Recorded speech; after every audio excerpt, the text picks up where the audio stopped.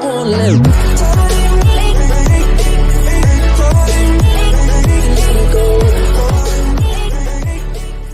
guys, thank you for coming back to my channel, and if you haven't yet, please press that subscribe button. All right, today I'll be talking about hair porosity. And hair porosity is the hair's ability to absorb and retain moisture. And that's what we'll be talking about. So if you are new to being natural or thinking about going natural, well, I would say new to being natural, because you don't want to do this while you have a relaxer, because the porosity levels might be different.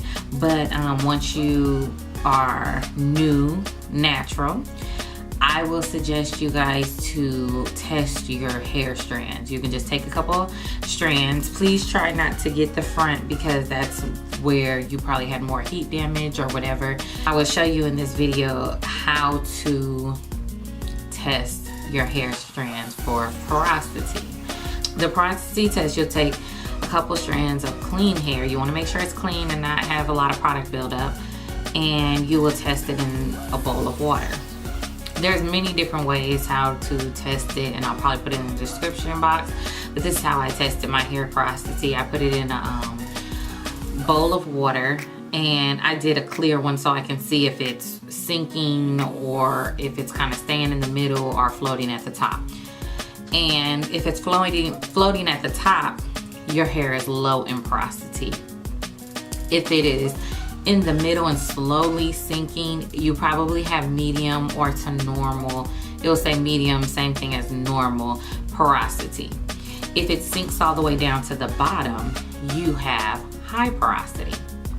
All right, so now let's get into the porosities. My hair floated. I have low porosity hair, which means your cuticles are a little tight and pretty resistant to receiving water and moisture. So it's very hard for you to get the moisture in your hair. It's heat, not heat like tools, but more like deep conditioning, using steamers before you apply the moisture, and even using a steamer after moisturizing your hair is good, and then letting the air dry to tighten back up and keep that moisture in. And I will have a video up at the top exactly how I moisturize my hair after my wash day. For normal porosity hair, your hair easily absorbs moisture and it retains it, so that's really good. That's just a normal level porosity. You don't have to really take the extra steps to care for your hair. High porosity means the hair absorbs the moisture very easily and quickly. Because your cuticle is raised, it possibly absorbs too much moisture, as well as lose moisture. So it's the moisture can easily come out. Usually is a sign of highly dry hair and damaged hair that breaks off and sheds. So sometimes your hair is like this because it's damaged. Some people have high porosity and don't have damaged hair.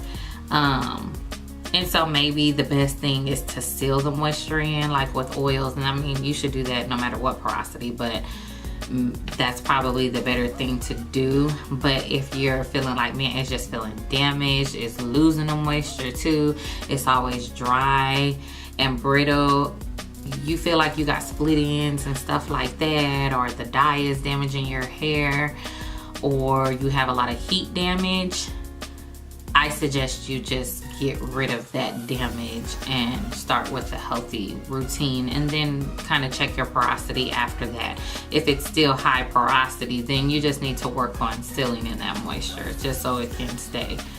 Or you might not have any problem. I mean, if your hair is healthy and it stays pretty healthy, hey, that's good with high porosity because it can absorb.